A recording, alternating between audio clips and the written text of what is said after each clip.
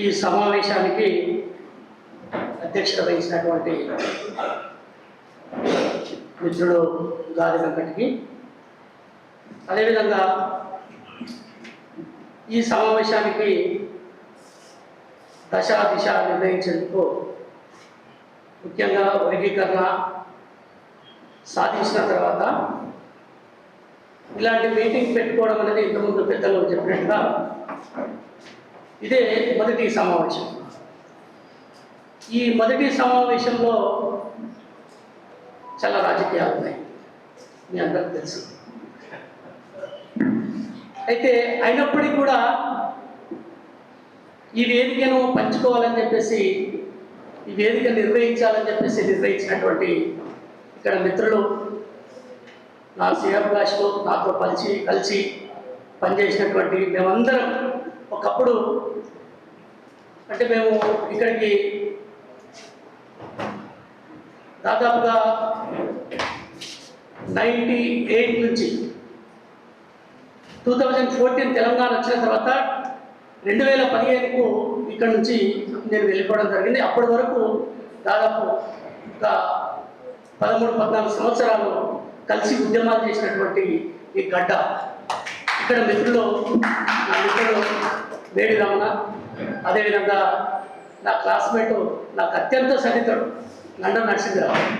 మేమంతా, నేను ప్రత్యక్షంగా ఎంఎస్ఎఫ్లో పనిచేయలేదు కానీ ఎస్సీ ఎస్టీ విద్యార్థి సంఘంలో ఉండి పనిచేసాం. అంబేద్కరిజం, ఇక ఎస్సీ ఎస్టీ విద్యార్థి సంఘం అంటేనే మాదిగా.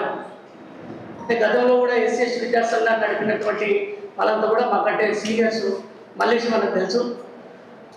చాలామంది ఎస్సీ ఎస్టీ విద్యార్థి సంఘాన్ని స్థాపించి, మనోహరణ ముఖ్యంగా, వీళ్ళందరూ కూడా చాలామంది ఎస్సీ ఎస్టీ విద్యార్థి సంఘంలో పనిచేసి మాదిగ విద్యార్థి సంఘం నుంచి ఎస్సీ ఎస్టీ విద్యార్థి సంఘం, తర్వాత మాదిగ విద్యార్థి సంఘం, ఇట్లాంటి సంఘాలన్నింటినీ కూడా నాయకత్వం వహించినంత మేజర్గా మాదిగలైన విషయాన్ని తీసుకెళ్తున్నారు. అయితే మేము అట్లా పనిచేస్తున్నటువంటి క్రమంలో ఈ ఆర్ట్స్ కాలేజీ, యూనివర్సిటీ మొత్తం కూడా వర్గీకరణ ప్రతిఫలాల్లో ఆ రోజు మేము ఇక్కడ పీసీ సీటు కొట్టడం జరిగింది. ఆ రోజు అంతా కూడా ఎక్కువ శాతం విద్యార్థులు, ఆ రోజు మా బ్యాచ్ అంతా కూడా, అంటే దాదాపుగా 4 ఇయర్స్, 4 సంవత్సరాల అకాడమిక్ ఇయర్స్లో చాలామంది మాదిగలు వచ్చేసారు విద్యార్థులంతా కూడా. వాళ్ళంతా కూడా దాదాపు 10-12 సంవత్సరాలు ఉస్మాన్ యూనివర్సిటీ నుండి రాజకీయాలు చేశారు. చాలామంది, అంటే చాలామంది అంటే ఉద్యోగ రంగాలలో ఉన్నారు, చాలామంది విద్యార్థి సంఘాలలో పనిచేసినాం. ఇక్కడ పీజీలలో అడ్మిషన్ వచ్చింది. చాలామంది డబుల్ పీజీలు చేశారు, ఎంపీలు, పిహెచ్డీ ఇట్లా చేసుకుంటూ ఆయా విద్యార్థి సంఘాలలో పనిచేస్తున్నటువంటి అదంతా చరిత్ర. అయితే ముఖ్యంగా ఈరోజు ఈ విషయాన్ని నేను ఎందుకు చెప్పదలుచుకున్నానంటే, నాయకత్వం అంతా కూడా మాదిగలు నాయకత్వం వహించి, ఏ పార్టీ ఉన్నా, ఏ స్టూడెంట్ ఆర్గనైజేషన్ ఉన్నా, అది పీడిఎస్సీ అయినా, ఎస్ఎఫ్ఐ అయినా, ఎస్సీ ఎస్టీ విద్యార్థి సంఘం అయినా, పిఎస్ఎఫ్ అయినా, ఇంకా ఎన్ఎస్సిఐ అయినా, టిఎన్ఎస్ఎఫ్ అయినా, ఏదైనా కూడా అంతా కూడా మాదిగలే, మాదిగ విద్యార్థి సంఘాలు. సో కాబట్టి అట్లా మాదిగ విద్యార్థి సంఘాలు అన్నీ కూడా, అంటే అన్ని సంఘాల్లో ఉన్నటువంటి మాదిగలంతా కూడా ఏదైనా వర్గీకరణ అంశాలకు వచ్చినప్పటికీ ఎంఎస్ఎఫ్ అంతా నాయకత్వం వహించి అన్ని విద్యార్థి సంఘాలను ఆర్గనైజ్ చేసి సమావేశం పెడితే అందరం పోయి మద్దతు ఇచ్చి అందరం కలిసి ఉద్యమానికి ముందుండి పోరాటం చేసాం. ఒక సందర్భం గుర్తు చేస్తున్నాను. వర్గీకరణ కొట్టివేయబడ్డది. వర్గీకరణ కొట్టివేయబడ్డ తర్వాత సుప్రీంకోర్టులో కొట్టివేయబడ్డది. అందరం పెద్ద ఎత్తున ర్యాలీ చేసినాం. ర్యాలీ చేసిన తర్వాత ఉద్రిక్తంగా ఒక వారం రోజులు పెద్ద ఎత్తున పోరాటం చేస్తే ఆ పోరాటంలో చాలామంది జైలు కూడా పోవడం జరిగింది. చాలామంది జైలుకు పోయినాం, అరెస్ట్ చేసారు, జైలుకు పంపించారు. జైలు పంపిస్తే మాకు బెయిల్ తీసుకొచ్చే వాళ్ళు లేరు, బెయిల్ తీసుకొచ్చేటువంటి వాళ్ళు లేరు. మన ప్రొఫెసర్లు భయపడుతున్నారు. ఇక్కడ ఏపీపీ అనే సంస్థ చాలా పెద్దగా ఆర్గనైజేషన్ ఉన్నది. వీళ్ళంతా కూడా సందర్భం వచ్చినప్పుడు అది ఎస్సీ వర్గీకరణ అయినా లేకపోతే ఇంకేదైనా ఏ ఉద్యమం అయినా కూడా ఏపీపీ వాళ్ళతో పోరాటం ఉండేది. అట్లా వాళ్ళతో యుద్ధం చేసేటప్పటికీ వాళ్ళతో మన పోరాటాన్ని, ఈ ఎస్సీ వర్గీకరణ అయినా మిగతా ఐడియాలజికల్ అంబేద్కరిజం అయినా ఏదైనా కూడా మనం పోరాటం చేస్తుంటే జైలుకి పోతే మన వాళ్ళు భయపడుతూ ఎవరు కూడా బెయిల్ తీసుకొచ్చేటువంటి పరిస్థితి లేదు. అట్లాంటి పరిస్థితిని, భయంకరమైనటువంటి పరిస్థితిని ఎదుర్కొని కూడా ఆ రోజు ఉద్యమాలు చేసినాము. కానీ ఈరోజు ఆ పోరాట ఫలితం అనేది వర్గీకరణ, ఎస్సీ వర్గీకరణ అనేది సాధ్యమవుతుందా? ఇంతకుముందు ప్రొఫెసర్ మల్లేశ్వర్ సార్ చెప్పిన నిజంగా వాస్తవం. అంటే ఈ వర్గీకరణ అనేది వస్తుందా రాదా, ఎస్సీ వర్గీకరణ అవుతుందా కాదా, ఇంత పెద్ద చిక్కుముడి కదా ఇది. అంటే పార్లమెంటు స్థాయిలో అన్ని రాష్ట్రాలు ఒప్పుకోవాలి, ఇదంతా పెద్ద న్యాయ చిక్కులతో కూడుకున్నటువంటి వ్యవస్థ కాబట్టి అవుతుందా కాదా అనేది పోరాటం నడుస్తూ ఉన్నది. కానీ అందరికీ, కొన్ని సోదరులకు మాత్రం వాళ్ళకి చాలా క్లారిటీ ఉంది, ఎస్సీ వర్గీకరణ కాదు. కాబట్టి ఈ ఎస్సీ వర్గీకరణకు మనం మద్దతు ఇచ్చినా కూడా ఏం కాదు, అయ్యేది లేదు, వాళ్ళ మధ్యలో మనం కూడా ఉంటామని చెప్పేసి నాటకాలు చేసేవాళ్ళు. అవునా కదా వాస్తవం. సో కాబట్టి అట్లా మనము ఎస్సీ వర్గీకరణ అనేది సాధ్యమవుతుందా కాదా అనే ఆ పరిస్థితులలో ఈరోజు ఎస్సీ వర్గీకరణ అమలైందనేసరికి నిజంగా మనకు ఏమి తోయట్లేదు. అసలు ఏమైంది, ఏమి నిజంగా వచ్చిందా అంటే ఇంతకంటే మనకంటే ఎక్కువగా కూడా మందకృష్ణ అన్న చాలా ఆందోళన చెందుతున్నట్టు అనిపిస్తున్నా. నిజంగా చెప్తాం, ఎందుకంటే ఇది వాస్తవం కూడా. కృష్ణన్న అంటే మనందరికీ అభిమానం, మనందరికీ పెద్ద దిక్కు జాతి. అవునన్నా కాదన్నా, మంచి పోరాట యోధుడు అన్న. కృపాకర్ అన్నను కూడా ఆ రోజుల్లో ఎంఆర్పిసి ఉద్యమం స్టార్ట్ చేసినప్పుడు అన్నల పేర్లు విని కృపాకర్ అన్న, మందకృష్ణ మాదిగ అన్న అంటే ఒక పెద్ద దిక్కు మనకు ఒక ఊపిరి. విధంగా మన జాతి కోసం వాళ్ళు బయలుదేరినటువంటి గొప్ప పోరాట యోధులని పేర్లు, వాళ్ళ పేర్లు ఇస్తేనే మనకు మన శరీరంలో వేడి పుట్టేది. అట్లాంటి పరిస్థితి అనమాట మనకి. ఉస్మాన్ యూనివర్సిటీలో ఉన్నాం మేము, డిగ్రీ నిజాం కాలేజీలో ఉండి ఇట్లా డిగ్రీ పీజీలో పిహెచ్డీలోకి వచ్చిన తర్వాత కూడా మనకు రాజకీయ అవగాహన వచ్చిన తర్వాత ఇంత పెద్ద ఎత్తున ఈ జాతి అభివృద్ధి చెందే టైంలో మనము ఈరోజు ఈ వర్గీకరణ అయిపోయిన తర్వాత వర్గీకరణ సాధ్యమైంది, ఎట్లా సాధ్యమైంది, ఎవరు చేశారో అనేది చాలా పర్టికులర్గా మల్లేష్ మళ్ళీ చెప్పింది. అంటే దీని అంతటికీ ప్రధాన కారణం ఎవరు అంటే సుప్రీంకోర్టు తీర్పు తర్వాత అమలు చేసేటువంటి ధైర్యం ఉండాలి, ప్రేమ ఉండాలి, రెండు ఉండాలి. కాబట్టి ఇది మొట్టమొదటిగా ఉన్నటువంటి వ్యక్తి ముఖ్యమంత్రిగా ఉన్నటువంటి రేవంత్ రెడ్డి గారి అని చెప్పి అనుకోవచ్చు. అయితే రెండవ దశలో మరి మనకి ఇప్పుడు ఒకరు పెద్ద దిక్కు సెంటర్ పాయింట్ మన కుల పెద్ద ఉండాలి. అవునన్నా కదా, మన కుల పెద్ద ఉండాలి. ఎవరున్నారు కుల పెద్ద అంటే దామోదర రాజ నరసింహరావు ఉన్నాడు కాబట్టి అన్న, ఆయన సెంటర్ పాయింట్గా మనకున్నాడు కాబట్టి ముఖ్యమంత్రి గారు ఈ బాధ్యత మీరు భుజానికి ఎత్తుకోండి, మీరు చూడండి, దీన్ని ఎట్టి పరిస్థితుల్లో మాదిగలకు మేలు చేసేటువంటి ఆ బాధ్యత నా పైన ఉన్నది, ఆ ప్రేమ నా పైన ఉన్నది, కాబట్టి నేను చేస్తానని చెప్పేసి బాధ్యత అప్పచెప్తే దాన్ని ఇప్పటి వరకు సాధించి దాన్ని మొత్తం చట్టం చేసేంత వరకు కూడా కష్టపడి, రాత్రి పగలు కష్టపడినటువంటి వ్యక్తి దామోదర రాజనరసింహ అనే విషయాన్ని మనం అర్థం చేసుకోవాలి. వీళ్ళిద్దరూ ఎస్సీ వర్గీకరణ సాధ్యమై ఈరోజు చట్టమై బయటకు వచ్చిన తర్వాత ముఖ్యమంత్రి గారు స్వయంగా అసెంబ్లీలో ప్రకటించారు కదా. అంటే మేము ఏమి కోరుకుంటాము, ఎస్సీ వర్గీకరణ మీకు వచ్చింది, మీరంతా బాగుపడాలా, మీరు అభివృద్ధి చెందాలి, మీరు విదేశాల్లో పోవాలి, చదువుకోవాలి, పెద్ద ఎత్తున మీరు వ్యాపారస్తులు కావాలి, ఏదైనా మా బాధ్యత మేము చేస్తాం, బాధ్యతల పట్ల మేము సిద్ధశుద్ధితో ఉన్నాం, మీకు చేస్తాం అని చెప్పేసి చెప్పింది. మేము ఏం కోరుకుంటాం, జస్ట్ కృతజ్ఞతగా కోరుకునేది అని చెప్పేసి బహిరంగంగా కూడా చెప్పడం జరిగింది ముఖ్యమంత్రి. సో కాబట్టి నేనేమంటున్నానంటే ఈరోజు ఇక్కడ ఈ మొదలైనటువంటి ఈ కృతజ్ఞత ముఖ్యమంత్రి గారికి, కాంగ్రెస్ ప్రభుత్వానికి మనం కృతజ్ఞత తెలుపుకోవడం కోసం ఈరోజు ఒక చిన్న సమావేశం ఇక్కడ. అంటే మనకున్నటువంటి స్ట్రెంత్, మనకున్నటువంటి ధైర్యం, మనకున్నటువంటి పోరాట నేపథ్యం ఇంత జరుగుతున్నా కూడా మనము అన్నట్టు మల్లేశం అన్నట్టు పెద్ద ఎత్తున మీటింగ్ పెట్టుకొని, లక్షలాది మందితో మీటింగ్ పెట్టుకొని కృతజ్ఞత జరపాల్సినటువంటి అవసరం ఉందని చెప్పేసి మనం అందరం గుర్తుపెట్టుకోవాలి. నేను ఏమంటున్నానంటే గతంలో కూడా మేమంతా ప్రొఫెసర్ మల్లేశం అన్న, నేను, తర్వాత కాశీ అన్న, మేమంతా మాదిగా ఇంటలెక్చువల్స్గా ప్రెస్ మీట్ పెట్టాము. ప్రెస్ క్లబ్లో ప్రెస్ మీట్ పెట్టి ముఖ్యమంత్రి గారికి కృతజ్ఞత తెలిపాం. అప్పటికి చట్టం కాదనుకుంటున్నాం. అయితే అందరం కలిసి పెట్టిన తర్వాత రాష్ట్రంలో ఇంకా మీరు చట్టమే కాలేదు, మీరు ప్రెస్ మీట్ పెట్టి కృతజ్ఞత చెప్పారని చెప్పేసి చాలామంది మాట్లాడారు. ఆ రోజు నేను చెప్పాను, ఏదేమైనా ఏదైతే ఆగస్టు 1 రోజు సుప్రీంకోర్టు తీర్పు ఏదైతే వచ్చిందో వచ్చిన వెంటనే ఆ రోజు నేను కూడా అసెంబ్లీలో ఉన్నా, నాకు ముందే ఇన్ఫర్మేషన్ ఉన్నది, రమ్మని చెప్తే నేను అసెంబ్లీలో వెళ్ళాను. ఆ రోజు ముఖ్యమంత్రి గారు మాట్లాడతారు ఇంకో 1 అవర్ అనంతా మేము వెళ్ళి అక్కడే ఉన్నాం. ఉన్నప్పుడు అప్పుడే ముఖ్యమంత్రి గారు ఒక విషయం చెప్పడం జరిగింది, చెప్పి వెళ్ళిపోయిన వెంటనే ఈరోజు మాదిగలకు అనుకూలంగా సుప్రీంకోర్టు అనుకూలంగా తీర్పు రాబోతుంది, సో కాబట్టి మాదిగల కోసం ఈరోజు మనం ప్రకటన చేస్తాం, మాదిగలంతా మీరంతా కూడా సిద్ధంగా ఉండండి, మీకు ఈరోజు శుభవార్త రాబోతుందని చెప్పి అసెంబ్లీపై ప్రకటించేసింది. అంతే, అక్కడ సుప్రీంకోర్టు తీర్పు వచ్చింది, వెంటనే మాదిగల కోసం కట్టుబడి ఉన్నాం. అసలు ఆ సుప్రీంకోర్టులో తీర్పులో ఏముంది, ఎట్లా ఉంది, ఏంటనేది మొత్తం బయటికి రాకముందే ముఖ్యమంత్రి గారు ప్రకటించారంటే మన పట్ల ఎంత ప్రేమ సానుకూలత ఉందో మనం అంతా అర్థం చేసుకోవాల్సినటువంటి అవసరం ఉంది. అంటే మనం దాన్ని బట్టి మనము ఆ వర్గీకరణ సాధ్యమవుతుందా కాదా అనే విషయాలను అంచనా వేసుకోవచ్చు, అందరికి తెలుసు కూడా. కానీ చట్టం కాకముందు మీరు ఎట్లా మాట్లాడతారని చెప్పేసి చాలామంది మాట్లాడారు. ఆ రోజు నేను మళ్ళీ సోషల్ మీడియాలో కొంత మెయిన్ స్ట్రీమ్ మీడియాలో చెప్పాను.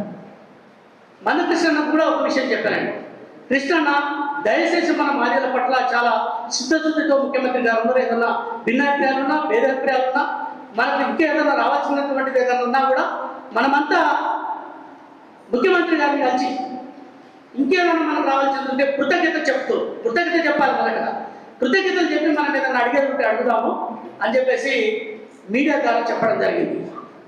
కానీ ఆ రోజు నుంచి ఈ రోజు వరకు ముఖ్యమంత్రి గారికి కృతజ్ఞత చెప్పే విషయంలో ఎందుకు వెనుకడుగు వేస్తున్నారనే విషయాన్ని కూడా మనం అర్థం చేసుకోవాలి తమ్ముడు. ఈ విషయాన్ని మనం అర్థం చేసుకోవాలి. సరే, మనం ఎక్కడ ఏ భిన్నాభిప్రాయాలు ఉన్నా భేదాభిప్రాయాలు ఉన్నా కూడా ఖచ్చితంగా చేసుకోవాల్సినటువంటి అవసరం ఉంది. నేనేమంటున్నానంటే ఈరోజు లేక మన అంటే మన మాదిగల దాంట్లో ఇంటలెక్చువల్ అని చెప్తున్నటువంటి వాళ్ళు కొంతమంది ప్రొఫెసర్స్ యూనివర్సిటీలో కావచ్చు, మిగతా యూనివర్సిటీలలో పనిచేస్తారు. ఈరోజు మల్లేశమన్న అవునన్నా కదన్నా నిజానికి కూడా చాలా మందికి సంఘాలకు కానీ వ్యక్తులకు కానీ అందరికి ఆర్గనైజేషన్స్కి, చిన్న ఆర్గనైజేషన్ పెద్ద ఆర్గనైజేషన్, వీడు పెద్దోడా చిన్నోడా ఏం ఆలోచించకుండానే మల్లేశమన్న అందరికీ ఫోన్ చేసి అందరిని ఇన్వాల్వ్మెంట్ చేసి ఈ చట్టం రూపకల్పన చేయడంలో దామోదరాజ నరసింహన్న దగ్గర ప్రతిరోజు ప్రతి నిత్యం పనిచేస్తూ మాదిగల ఈ యొక్క ఎస్సీ వర్గీకరణ విషయంలో ఏ ఒక్క అడుగు కూడా వెనుకేయకుండా చాలా కష్టపడి రాత్రి పగలు కష్టపడి పనిచేసిండు. అన్నకు ప్రత్యేకమైనటువంటి ధన్యవాదాలు కూడా తెలిపాల్సిన అవసరం ఉంది. ఇట్లాంటి వాళ్ళని కాపాడుకోవాల్సినటువంటి అవసరం కూడా ఉంది. మరి ఇట్లా రాసిమన్న కానీ లేకపోతే అన్న కానీ ఇట్లాంటి వాళ్ళు ముందుకు వచ్చిన తర్వాత మన లోపల ఏదైనా ఉండొచ్చు, అంటే వ్యక్తులు నచ్చకపోవచ్చు, అంశం అనేది ముఖ్యం కదా మనకు. కాబట్టి ఎస్సీ వర్గీకరణ దాంట్లో మనం నాదిగలగా మనకు కూడా దాంట్లో భాగస్వామ్యం ఉంది కదా. కాబట్టి ఆ భాగస్వామ్యం ఉంది కాబట్టి మనం ఖచ్చితంగా కూడా ఎవరు కూడా విమర్శ చేసుకొని మన జాతిని పల్చర్ చేసుకునేటువంటి పరిస్థితి తీసుకురావద్దని చెప్పేసి ఈ సందర్భంగా ఎవరైతే మిత్రులు ఉన్నారో వాళ్ళకు విజ్ఞప్తి చేస్తా ఉన్నా. అందుకోసం నేను అనేది ఏంటంటే ఏదేమైనప్పటికీ కూడా మనమంతా కూడా ఎస్సీ వర్గీకరణ అమలవుతుంది. ముఖ్యమంత్రి గారు కూడా చాలా స్పష్టంగా చెప్పిండు, ఏ నోటిఫికేషన్ వచ్చినా కూడా ముందు అది ఏదైనా కూడా కానిస్టేబుల్ నుంచి గ్రూప్ 1 గ్రూప్ 2 వరకు కూడా అందరికీ ఎస్సీ వర్గీకరణ ఖచ్చితంగా అమలు అవుతుంది అని చెప్పి ఈరోజు ముందుకు పోతున్నటువంటి పరిస్థితిని మనం అందరం గమనించాలని చెప్పేసి ఈ సందర్భంగా కోరుకుంటూ, ముఖ్యంగా మనమంతా కూడా మాదిగలుగా మనము ఏం చేయాలి భవిష్యత్తులో. ఎస్సీ వర్గీకరణ అయిపోయింది కాబట్టి మనం ఏం చేయాలి అంటే ఇంతకుముందు సార్ ప్రసాద్ గారు చాలా క్లియర్ కట్గా చెప్పాడు. అంటే మన ఎస్సీ వర్గీకరణ అనేది 20%కు ఉపయోగపడ్డా కూడా 80% మరి ఏం చేయాలి అంటే బిజినెస్ రంగంలో లేకపోతే ఇంకా ఇతరత్ర రంగాలలో స్థిరపడడం కోసం మనం ఏం చేయాలి అంటే ప్రభుత్వ రంగ సంస్థలలో మనకి ఏం బెనిఫిట్స్ అవుతున్నాయి వాటిని కూడా మనం చూసుకోవాలి కదా. కాబట్టి అట్లా సప్లా నిధులు ఏమొస్తున్నాయి, మన అభివృద్ధి ఒకవైపు, తర్వాత విద్యా ఉద్యోగ రంగాలు ఒకవైపు, సంక్షేమం ఒకవైపు. కాబట్టి వీటన్నిటిని కూడా మనం సమపాలలో దీన్ని అర్థం చేసుకొని మనమందరం అవకాశాలను సద్వినియోగం చేసుకుంటేనే మన జాతి అభివృద్ధి చెందుతుంది. అంతకుముందు కూడా ఒక గొప్ప మాట మాట్లాడారు సార్, అంటే ప్రసాద్ గారు ఏం మాట్లాడారంటే మొదట్లోనే అంటే మనము ఇంకా వెనుకబడి ఉన్నాము, దానికి కారణం ఏంటి అంటే మన యొక్క మానసిక స్థితి అని చెప్పేసి అన్నారు. 100% అది అంటే మన మానసిక స్థితి ఎట్లుంది అంటే వాస్తవాన్ని ఈరోజు మనం గమనించాలి, వాస్తవ పరిస్థితిని మనం గమనించాలి.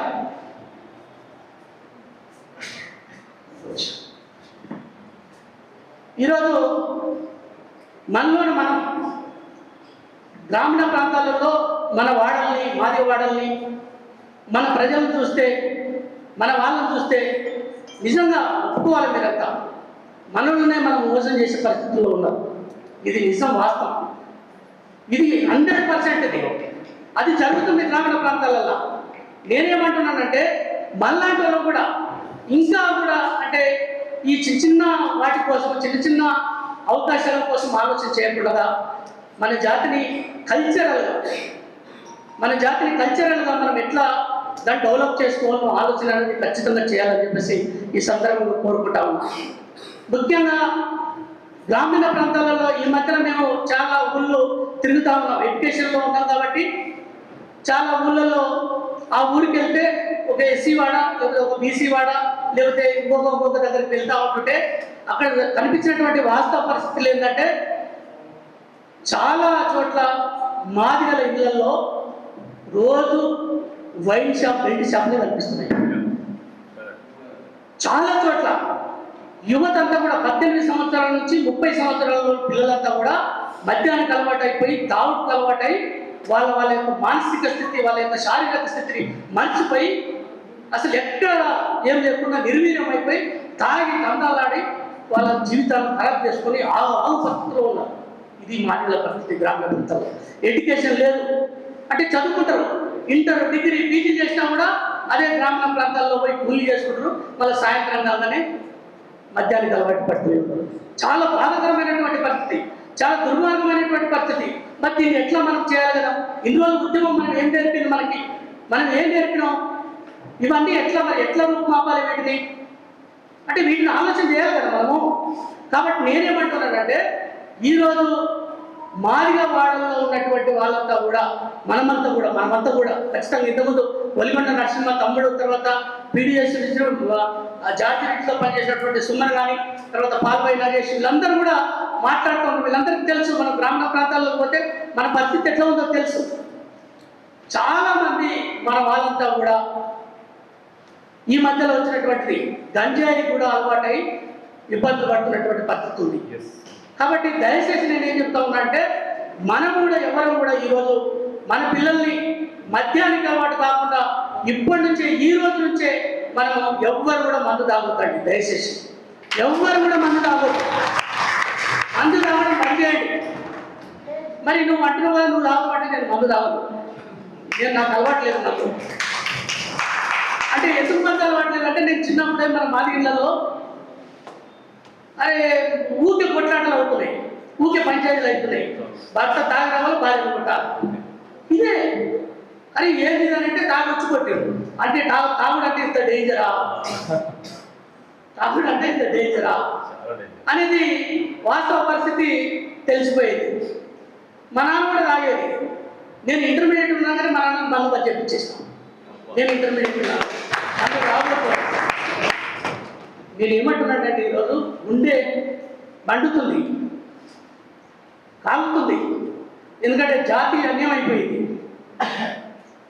అందుకోసమే మనమంతా కూడా మల్లేశ్వర సార్ చాలా బాగా చెప్పాడు, మన వాళ్ళంతా కూడా మానసికంగా ఎదగాలి. మీరు బాగుపడండి, మీరు బాగుపడితే జాతి ఆటోమేటిక్గా బాగుపడుతుంది. మనం బాగుపడకుండా మనం ఒకరి మీద ఒకరు నిందలు వేసుకొని, ఒకరి మీద ఒకరు ఆరోపణలు చేసుకొని ఇంకా మనము సంకుచితమైనటువంటి వాటితో ఉంటే చాలా ప్రమాదకరమైన పరిస్థితి. మనందరం మాదిరిగానే అందరం కలుస్తాము, అందరం అలాగే చేసుకుంటాము, ప్రేమగా ఉంటుంది. అంత మనలో పెద్దలు చెప్పినట్టు మాదిరిగా అప్పుడే కోపం అవుతారు, అప్పుడే ప్రేమ ఉంటుంది. నిజమే. ఫస్ట్ మనమంతా కూడా కోపాన్ని కూడా జయించాలి. కోపపడదు, కోపాన్ని పదులు పెట్టండి. కోపం అనేది మనకు శత్రువు. మాదిగలకు కోపం ఎక్కువ, ప్రేమ కూడా ఎక్కువనే ఉంటుంది. అవునా కదా? కాబట్టి నేను అనేది ఏంటంటే మనమంతా కూడా కోపాన్ని జయించాలి. మనం మందు తాగొద్దు.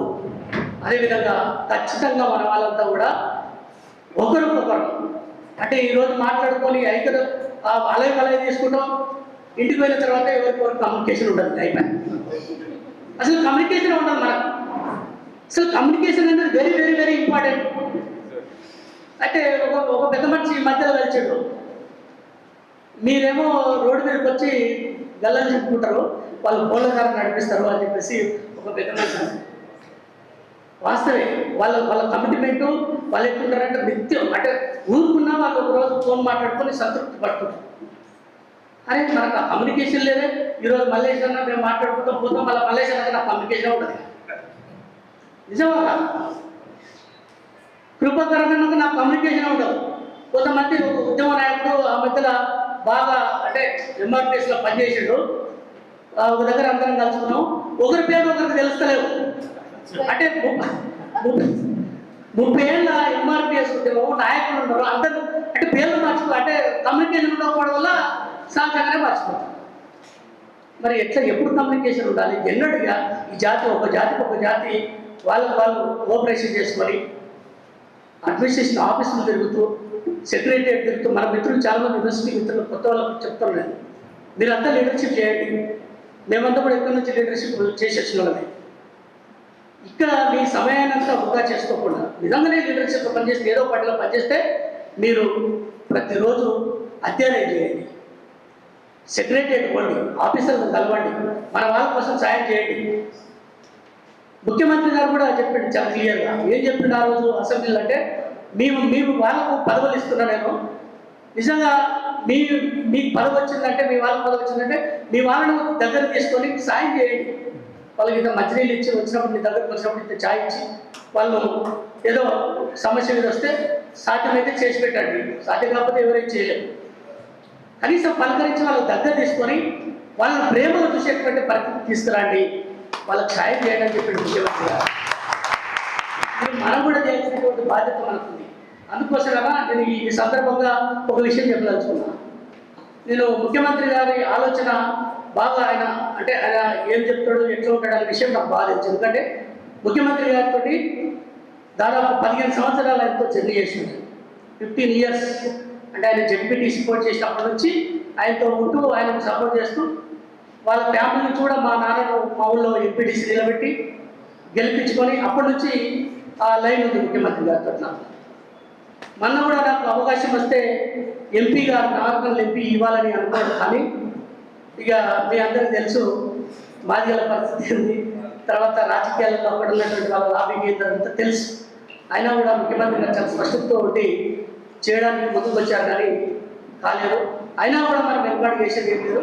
ముఖ్యమంత్రి గారు చాలా మాదిగల పట్ల ఎట్లా ఉంటాడు ఏందన్న విషయం తెలుసు కాబట్టి ఆయన గురించి మొత్తం తెలిసినటువంటి వాడిగా మనం ఓపికతో, మాదిగలు ఓపికతో ఉండాలి.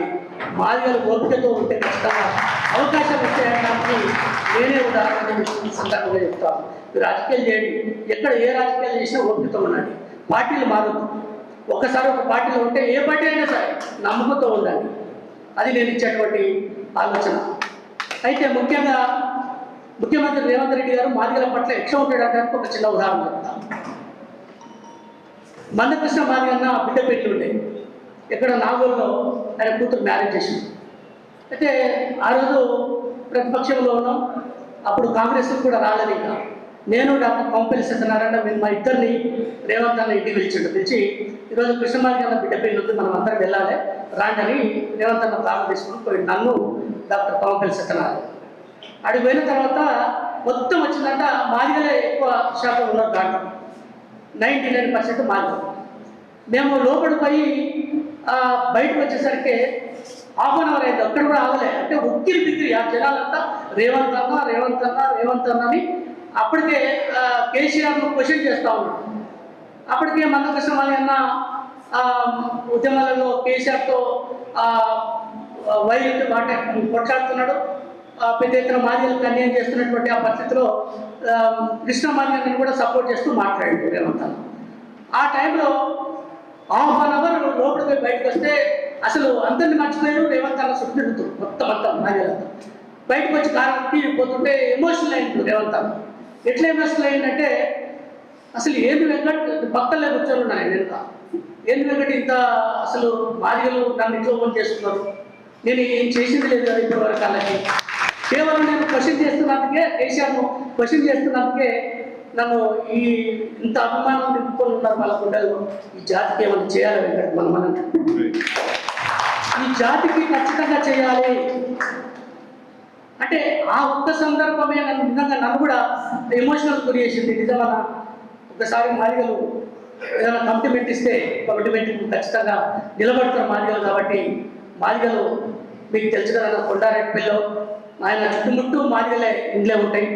చిన్నప్పుడు ఆయనతో కలిసి స్నేహం చేసింది కూడా మాదిగలే. ఆయన జడ్పీటీ పోటీ చేసినప్పుడు కూడా మాదిగలే భుజానికి ఎత్తుకొని గెలిపించరు.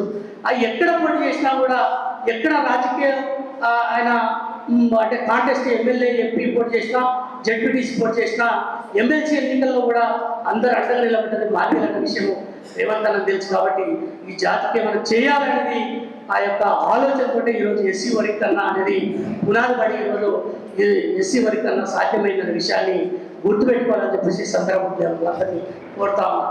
అందుకోసమే మాదిగల పట్ల నాకు తెలిసి మాదిగల పట్ల ఇండియా ముఖ్యమంత్రి అంటే మాదిగ ముఖ్యమంత్రి ఉన్నా అంటే దామోదర రాజ నరసింహన్న కాదు. దామోదర రాజ నరసింహన్న ఎంత మాదిగల కోసం పనిచేస్తుందో మనందరికీ తెలుసు. ఇంకే వ్యక్తి ముఖ్యమంత్రి మాదిగ ఉన్నా కూడా ఎస్సీ వర్గీకరణ సాధ్యమయ్యేది కాదు. కేవలం రేవంత్ అన్న ఉండడం వల్లనే ఎస్సీ వర్గీకరణ సాధ్యమైన విషయాన్ని మీరు అర్థం చేసుకోవాలి. అందుకోసమే మనమంతా కూడా కృతజ్ఞతతో ఏది ఇచ్చినా కూడా ఏం కృతజ్ఞత అనబడదు. అంటే ఒక పబ్లిక్ మీటింగ్ పెట్టి రేవంత్ అన్నని పిలిచి మీకు మా జాతి రుణం ఖచ్చితంగా తీర్చుకుంటాము, మేము ఇలా మా భుజాలకు ఎత్తుకొని మోస్తాము, మా భుజాల మీదకి మేము ఇలా ఖచ్చితంగా ఎన్ని రోజులు మోస్తాం, ఇప్పుడు కూడా మా పట్ల మీరు చూపినటువంటి ఈ యొక్క ప్రేమ ఖచ్చితంగా దానికి మేము రుణం తీర్చుకుంటామని ఒక మాట చెప్పగలిగితే చాలు కదా అనేది మాదిగలు ప్రతి ఒక్కరు. ఆ మధ్యలో చాలా ఊళ్ళో తిరుగుతూ ఉన్నాను. ఒక బీఆర్ఎస్ పార్టీకి సంబంధించినటువంటి ఒక కార్యకర్త కలిసాడు మాదిగని, అన్న ఈరోజు ముఖ్యమంత్రి రేవంత్ రెడ్డి గారు ఉండడం వల్లనే మన ఎస్సీ వర్గీకరణ సాధ్యమైందని చెప్పాడు ఆయన బీఆర్ఎస్. ఇంకొక దగ్గర ఒక బీజేపీ అతను కూడా కలిసాడు, అన్న నేను బీజేపీ, మీరంతా రేవంత్ అన్న దగ్గర ఉంటారు కదా, ఈరోజు రేవంత్ అన్న లేకపోతే మన ఎస్సీ వర్గీకరణ సాధ్యమైంది కదా, ఈసారి రేవంత్ అన్నకి నా ఓటేస్తాను అన్న. అంటే మాదిగలు అంటే ఏ పార్టీలో ఉన్నా కూడా మాదిగలంతా కూడా రేవంత్ అన్నను ఈరోజు ఎట్లా భుజానికి ఎత్తుగా ఉన్నారో రేపు ఏదన్నా అవకాశం వస్తే చూపిస్తారనే విషయాన్ని మనము ఈ సమాజానికి తెలియాల్సినటువంటి అవసరం ఉన్నది. అయితే ఇక్కడ కూడా మాదిగ జాతి రుణపడి ఉంది.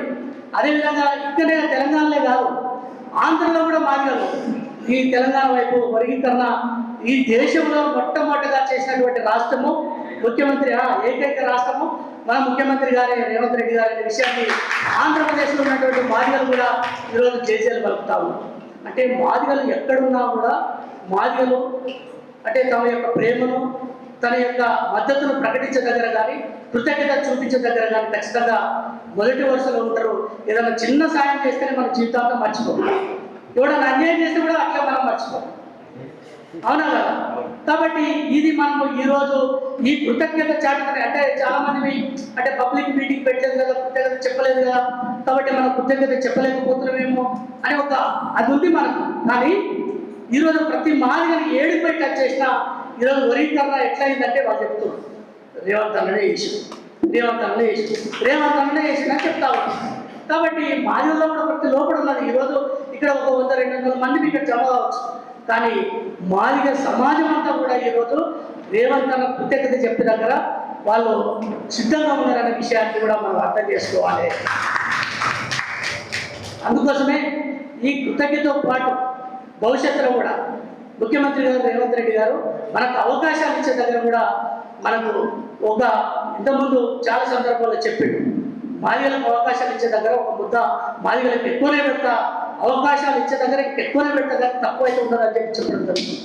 కాబట్టి ఈ విషయాలన్నింటినీ కూడా, ఎందుకంటే యూనివర్సిటీ అంటేనే మనందరికీ తెలుసు ఆలోచించేటువంటి పరిజ్ఞానం, ఇతరులకు చెప్పేటువంటి జ్ఞానం, ఇతరులకు ఖచ్చితంగా వివరించి చెప్పేటువంటిది ఆ శక్తి సామర్థ్యం ఉన్నటువంటి సెంటర్ ఏదంటే యూనివర్సిటీ, ముఖ్యంగా ఉస్మానియా యూనివర్సిటీ.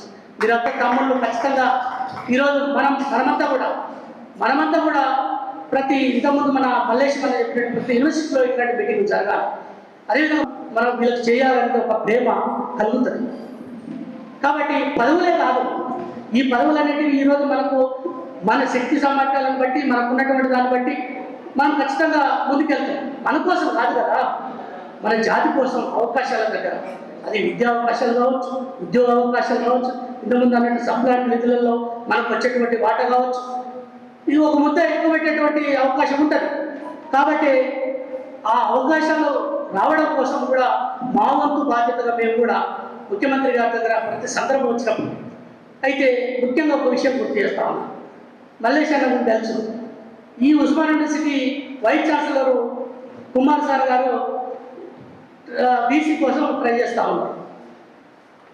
మాదిగా మాకు ఫస్ట్ ఆయన మాది అనే విషయం కూడా తెలియదు, నిజానికి వాస్తవానికి కుమార్ అంటే తెలుసు ఫస్ట్. అయితే సారు అంటే మాకు అంత పరిచయం కూడా లేదు, ఇన్ని సంవత్సరాలు ఉస్మాన్ యూనివర్సిటీ ఉన్నా కూడా పరిచయం లేదు. అయితే సార్ ట్రై చేసుకుంటున్నప్పుడు అరే మనోడు అంటే మనోడే రైట్ ఓకే, ముఖ్యమంత్రి గారి దగ్గరికి పోయి కుమార్ సార్కి ఇస్తే ఇది ఇట్లా ఉంటుంది ఇట్లా ఉంటుంది ఇట్లా అని చెప్పేసి చెప్పడం జరిగింది. నీ పోస్ట్ అడుగుతలేదు కానీ కుమార్ సార్ పోస్ట్ ముఖ్యమంత్రి గారు నన్ను అడిగారు. అంటే నాకు లేకపోయినా పర్లేదు కానీ ఉస్మాన్ యూనివర్సిటీలో ఇస్తే 100 మంది అని చెప్పడం జరిగింది. దాంట్లో కాశీ మన పాత్ర కూడా ఉంది. అంటే నేనేమంటున్నా అంటే మనమంతా కూడా మన వాళ్ళ కోసం పనిచేసేటప్పుడు నేను కూడా నా ఆఫీసు విద్యా కమిషన్లో నా ఛాంబర్ ఉంటుంది, ఎవరు వచ్చినా మనోళ్ళు వచ్చినా వాళ్ళని దగ్గర తీసుకొని మనోళ్ళు మనం గుర్తుపడతాం. మనోడు మనం ఉన్నవంటేనే మనోళ్ళు వస్తాం కామన్గా మనం దగ్గర తీసుకొని వాళ్ళకు ఉన్నటువంటి సమస్య ఏంటి, మనతో సాధ్యమైతే చేయాలి వెంటనే, మనతో సాధ్యం కాకపోతే కొంచెం ఆలోచించి ఇంకా సాధ్యమయ్యేటట్టుగా మనం చేసుకొని చేయాలి. అది మన దగ్గర ఉన్నటువంటి మాదిగలకు చేయాల్సినటువంటి బాధ్యత, అదంతా మన పైన ఉంది. అందుకోసం ముఖ్యమంత్రి గారు ఏదైతే చెప్పారో మన జాతి మనకు పని వచ్చింది అంటే ఒక అవకాశం ఇచ్చినట్టే మీ వాళ్ళకు పనిచేయాలని మీరు అని చెప్పి బాధ్యతను గుర్తు చేసింది. కాబట్టి దాంట్లో భాగంగా నాకు తెలుసు. కాబట్టి మనల్ని ఎవరు వచ్చినా కూడా ఇప్పటికి కూడా మనల్ని ఎవరు వచ్చినా కూడా వాళ్ళని కూర్చొని పెట్టి వాళ్ళ యొక్క సమస్య అడిగి తెలుసుకొని వాళ్ళకి రెస్పాన్స్ ఇచ్చి వాళ్ళని ఖచ్చితంగా సాటిస్ఫై చేసి పంపిస్తారు. అది మన బాధ్యత. ఉస్మాన్ యూనివర్సిటీ నుంచే కాదు, మామూలు ఏదైనా చిన్న గ్రామం నుంచి వచ్చినా కూడా వాళ్ళ దగ్గర తీసుకొని ఎవరు అంటే ఏంటని వాళ్ళ సమస్యలు అడిగి తెలుసుకొని వాళ్ళకు సాయం చేసేటువంటి పరిస్థితిని నేను ముందు తీసుకున్నాను. అంటే ఈ వర్గీకరణ చివరి దశలో ఉన్నటువంటి సందర్భంలో అంటే మళ్ళీ ఎస్సీ వర్గీకరణ అడ్డుకుంటాం, మళ్ళీ దీన్ని కానీయమని చెప్పేసి సోదరులంతా మీటింగ్లు పెట్టి ఇది చేస్తుంటే చాలా బాధ అనిపించింది. అంటే మేము కమిషన్లో మాట్లాడినటువంటి పరిస్థితి, రాజకీయాలు మాట్లాడుతూ అయినా కూడా వితిన్ ద కాంగ్రెస్ పార్టీలో ఉన్నటువంటి కొంతమంది సోదరులు ఎస్సీ వర్గీకరణ కానీయమంటే భయం వేసింది. కానీ మేము భయం ఉన్నా కూడా లోపలికి రేవంత్ అన్న ఉన్నాడు, మాకేం భయం లేదనే ఒక పద్ధతిలో అందరికీ చెప్పుకుంటారు. ఇంకెవరున్నా భయపెడతాను ఇక అయిపోయింది, ఇది కాదు అనేది. అట్లాంటి పరిస్థితిని కూడా ఆ రోజు ఆగస్టు 1 సుప్రీంకోర్టు తీర్పు వచ్చిన రోజు నుంచి ముఖ్యమంత్రి గారు చాలా క్లియర్గా మల్లేశ్వర కాశీవరం మేము పోయినప్పుడు చాలా విషయాలు మా ముందు చెప్పారు. ఆఫ్ ది రికార్డ్ చెప్పొద్దు కానీ అంటే ఒక్కొక్క ఘట్టాన్ని ఎట్లా జయించుకుంటూ వచ్చాడో చెప్పాడు. అంటే ఆగస్టు 1 రోజు వర్గీకరణ సుప్రీంకోర్టు వర్గీకరణ అనుకూలంగా తీర్పు వచ్చిన రోజు సడన్ గా ప్రకటించడానికి చాలా కారణాలు ఉన్నాయి. మళ్ళీ పైనుంచి తెలుసు కదా ఇవన్నిటిని. అదేవిధంగా మళ్ళీ కమిషన్ వేసేటప్పుడు సెమీ అక్తర్ కమిషన్ వేసేటప్పుడు కూడా సమస్యలు ఏముంటాయో అని చెప్పేసి అదొక పద్ధతిలో దాన్ని కూడా కమిషన్ ఫామ్ చేసుకొని సబ్ కమిటీ ప్లాన్ చేసి మంత్రివర్గ సబ్ కమిటీ ప్లాన్ చేసి ఆ తర్వాత మళ్ళీ ప్రత్యేకంగా దామోదర రాజనరసింహన్నకు బాధ్యతలు ఇచ్చి దీనంతా మాదిగలంతా స్ట్రీమ్లైన్ చేసి మాదిగ ఒప్పుకోలాలను అది చేసి ఎట్లా చేయాలనే దాంట్లో వివిధ పద్ధతిలో ఒక్కొక్క గండం గట్టెక్కుంటూ వస్తూ ఈ వర్గీకరణ అనేది సాధ్యమైందనే విషయాన్ని మనం అందరం అర్థం చేసుకోవాలనే విషయాన్ని నిర్బంధించుతాం. ఇక మనం చివరిగా అన్న కృపకరం ఉన్నాడు కాబట్టి ఎక్కువ మాట్లాడకుండా ఒక విషయం ఫైనల్గా మీతో విజ్ఞప్తి చేసే విషయం ఏంటంటే, మనము ఎక్కడ ఉన్నా అంటే జాతిగా ఎక్కడ ఉన్నా కోపాన్ని జయించి మనమంతా ఒకరికొకరము కోఆపరేషన్ చేసుకొని అంటే ఇంతకుముందు అన్న చెప్పినట్టు అది సిండికేట్ అవుతామా, లేకపోతే ఒక లాబీగా ఒక వ్యవస్థ తయారు చేసుకుంటామా, లేకపోతే ఇంకేం చేసుకుంటావా ఒకరికి ఉపయోగపడేటట్టుగా మన జాతిని ఉపయోగపడేటట్టుగా మన జాతిని ముందుకు తీసుకుపోయేటట్టుగా ఏ పద్ధతిలో ఏం చేయాలో పెద్దలు అందరూ కూర్చొని చేస్తే ఖచ్చితంగా ముఖ్యమంత్రి గారి దగ్గర కాస్త కూస్తో ఒక చిన్న చనువు ఉన్నటువంటి నాలాంటి వాళ్ళంతా కూడా మేమంతా కూడా ఖచ్చితంగా అవకాశం వచ్చే దగ్గరగా మనలోకి ఏ అవకాశం వచ్చినా ఖచ్చితంగా అవకాశానికి కోసము మీ అందరికీ అండగా నిలబడతామని చెప్పేసి ఈ సందర్భాన్ని గుర్తు చేస్తూ ముఖ్యమంత్రి గారు కూడా అదే పద్ధతిలో మనకు జాతికి అండగా నిలబడుతుందో ఈ కుర్చీ నాది గారు మీద అనుకోండి అని కూడా అన్నాడు ముఖ్యమంత్రి గారు అసెంబ్లీలో. సో కాబట్టి మన మీద ప్రేమతో అన్నమాటలే, రాజకీయాలు చేయదలుచుకుంటే ఇంకో పద్ధతిలో రాజకీయాలు చేసుకోవచ్చు, కానీ ఎంత మన మీద ప్రేమతో ఆ మాటలు మాట్లాడారో మనం అర్థం చేసుకోవాలని చెప్తూ ఈ విషయాలను అంటే ఈ వర్గీకరణ సుప్రీంకోర్టు ఆగస్టు 1 నుంచి ఆ వర్గీకరణ సంబంధించినటువంటి ఆ యొక్క ఈ యొక్క ఉద్వేగభరితమైనటువంటి ఆ యొక్క సన్నివేశాలన్నింటినీ కూడా ఇప్పుడు జరిగిన అంటే చట్టం అయ్యేంత వరకు జరిగినటువంటి సన్నివేశాలన్నింటినీ కూడా మనం అర్థం చేసుకోవాలి. అదేవిధంగా ఈ ఉద్యమంలో ఎంతోమంది త్యాగాలు చేశారు, ప్రాణత్యాగాలు చేశారు, వాళ్ళందరూ కూడా నివాళులు అర్పించాలి. ఖచ్చితంగా వాళ్ళందరినీ మనం నిమరవేసుకోవాలి. వాళ్ళ యొక్క రక్తపు మడుగుల్లో నుంచి ఈరోజు మన వర్గీకరణ సాధ్యమైందనే విషయాన్ని కూడా మన పెద్దలు గుర్తు చేశారు. కాబట్టి ఖచ్చితంగా 100% మన వర్గీకరణ ఇంత పెద్ద ఉద్యమాన్ని నడిపినటువంటి మందకృష్ణను కూడా ప్రత్యేకమైనటువంటి ధన్యవాదాలు కూడా తెలియజేయాలని చెప్పేసి సందర్భంగా కోరుకుంటూ ఈ అవకాశం ఇచ్చినటువంటి ఆర్గనైజర్స్కి అంటే నందు నరసింహరావు మిత్రుడు మేడం, అదే వెంకటగల్ల వెంకటకు, గాలి వెంకటకు, అదేవిధంగా జానుకు అందరూ కూడా ప్రత్యేకమైనటువంటి ధన్యవాదాలు తెలియజేస్తూ, అదేవిధంగా ముఖ్యంగా బైరి వెంకటేశ్వర కూడా ఉప్పుకులాల నుంచి ఆయన కూడా ఎంతో వర్కౌట్ చేసి ఉప్పుకులాల కోసం పనిచేస్తున్నాడు, వారు కూడా ప్రత్యేకమైనటువంటి ధన్యవాదాలు. అయితే ముఖ్యంగా ప్రసాద్ సార్ ఇంతకుముందే చెప్పాను కదా, సార్ కూడా మీరు కూడా మీ అనుభవాలను వెంబడించి ముందు ఇంతకుముందు సెమినార్ పెట్టి పవర్ ప్రజెంటేషన్ ఇస్తూ మన జాతిని ఉత్తేజపరచాలని చెప్పేసి దానికి సంబంధించి ఏదైనా కావాలంటే కూడా మేమందరం కూడా మల్లేష్ సార్ మేమంతా కూడా మల్లేశ్వరం మేమందరం కూడా కాశీమన్న, అదేవిధంగా దామోదరాజు నరసింహ ప్రభుత్వంలో ప్రభుత్వపరంగా అవకాశాలు ఉన్నటువంటి వాళ్ళందరం కూడా ఖచ్చితంగా మీకు అందరికీ సహకరిస్తాం. మనమంతా కూడా అవసరమైతే ఈ యూనివర్సిటీలో ఉన్నటువంటి మిత్రులంతా మీరు కూడా తమ్ముళ్ళు అందరూ కూడా ఒక యునైటెడ్గా అందరూ కూడా ముఖ్యమంత్రి రేవంత్ రెడ్డి గారికి కృతజ్ఞతలు చెప్పడం కోసం మనమంతా కూడా ఆల్ యూనివర్సిటీస్లలో మీటింగ్ పెట్టి ఇట్లాంటి సభలు విజయవంతం చేయాలి. ముఖ్యంగా ఈ ఎస్సీ వర్గీకరణ కోసం మనం పోరాటమే కాదు, మనకు అండగా నిలబడేటువంటి అన్ని కులాలు బీసీలు ఉండొచ్చు, ఎస్టీలు ఉండొచ్చు, ఓసీలు ఉన్నారు, రెడ్లు ఉన్నారు, వెలుమలు ఉన్నారు, అదేవిధంగా బ్రాహ్మణ్స్ ఉన్నారు, అందరూ ఉన్నారు. మనకు నిలబెట్టేటువంటి వాళ్ళందరూ కూడా మనం కృతజ్ఞత చెప్పాల్సినటువంటి అవసరం ఉందని చెప్తూ ఈ అవకాశం ఇచ్చినటువంటి మీ అందరికీ ప్రత్యేకమైనటువంటి ధన్యవాదాలు. Thank you.